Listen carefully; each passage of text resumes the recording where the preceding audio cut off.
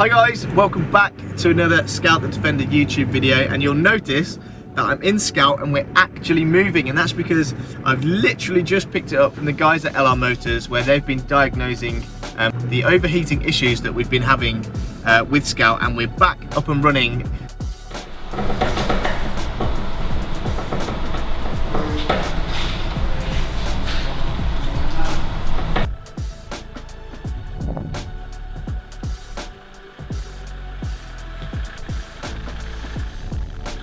So this is, I guess, a bit of an update video. So what went wrong, what we've done to, what the guys have done to resolve the issues, and then what I guess is coming up on the channel next.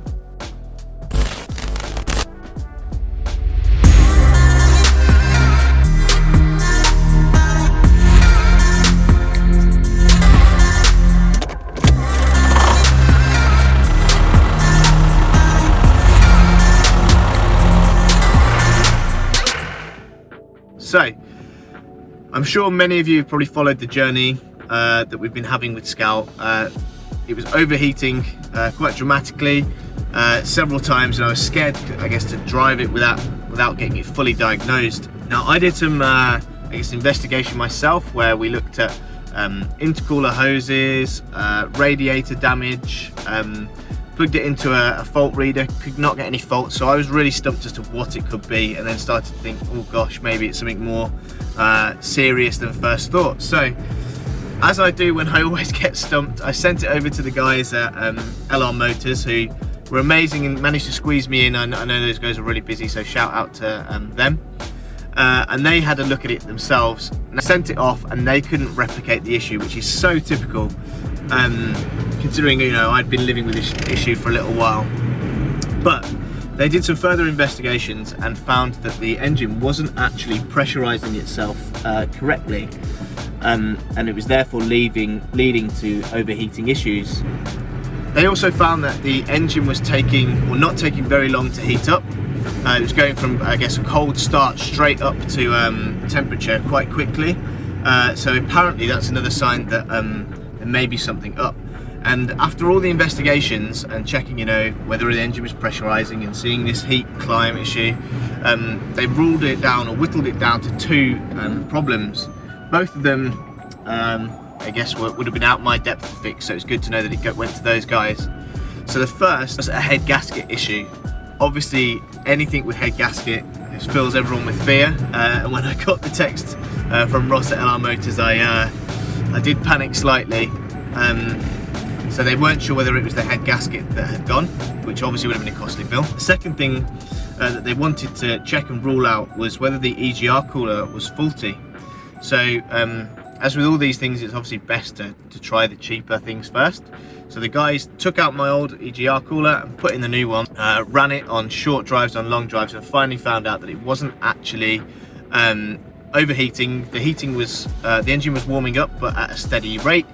And it seems that the engine, or the EGR cooler, has solved the issue. Having done several tests and retesting the pressure, it looks like the issue has been reduced or has gone completely. So thankfully, I'm pleased to announce that it looks like Scout is back on the road, and it was an EGR cooler that was the issue. EGR coolers are around 150, 200 quid. The cost involved in changing them is more around the labour, because they're in a really awkward spot. They're like at the back of the engine and tucked down, and they're a bit of a fiddle to get out, especially in the Pumas. So the labour was fairly expensive to get the job done, but obviously nowhere near what a head gasket, or the labour for a head gasket, would have been. So really excited that we're now back on the road with Scout, and we're ready to do some more adventures. So on that, what is planned? So I've got loads of small modifications that I've had, I guess, building up, that I've not been able to do while Scout's been off the road. The first thing I've got are the wing mirrors that I'm going to get, or that have been body painted, and are going to really freshen up the outside of the truck. So we've got to, I'm going to film that and put that up on the channel. We also have the mud spats that I'm going to be fitting, which I'm really excited to get on, because they'll effectively widen the stance of the car slightly and make it look a bit more aggressive, and they'll also stop all of the mud flying up the sides of the doors. that you so often see on Defenders. Again, I'm going to get those body painted, and I think they'll look really smart, so they're going to be fitted in an upcoming video. And then I've also been sitting on for ages a Loft power spring. I picked it up at the Peterborough show, so that must have been like, I don't know, maybe over 6 months ago, and I'm yet to fit it. So that is going to be an upcoming video. So if you don't know, Loft or LOF are known for doing really great clutch packages and big brake kits.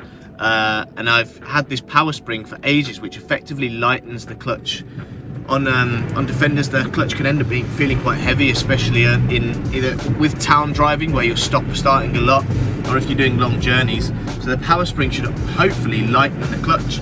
So I plan to do a video where I install that, and then I'm going to review it after a couple of months and see what is going on, and see whether it's a dramatic improvement.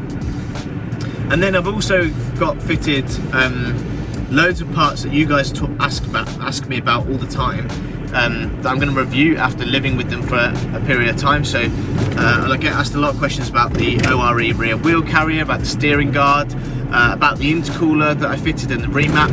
So I'm going to do several reviews, I guess, of living with them for 6 months, a year, and give you guys, I guess, the real honest review of what they've been like, and how they've changed the Defender, either for the better or for the worse. So those videos are coming up soon. And then I've got a few more trips. So we've got some trips planned, obviously at the shows this year too, which I can't wait to get back out to. Billing's up first. I've never been to Billing, so that'll be really exciting. Hope to meet some of you there, and also meet people that are over on the Instagram too. Really excited to just get back into the community. So that's it. That's I guess the short update.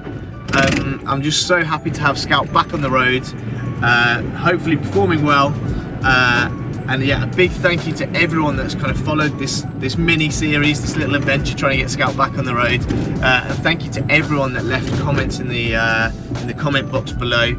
It was really helpful, some of the suggestions that I had. Obviously not being as knowledgeable with some of the more scarier problems I was having, it was really helpful and reassuring to have the community in the comments giving me advice and tips and tricks, so thank you. If you've got any thoughts on future videos, please leave a comment below, give the video a like, because it really supports the channel, and also subscribe if you haven't already, and I'll see you in the next video, where we're going to be doing back on track, doing some more modifications. So I'll see you then.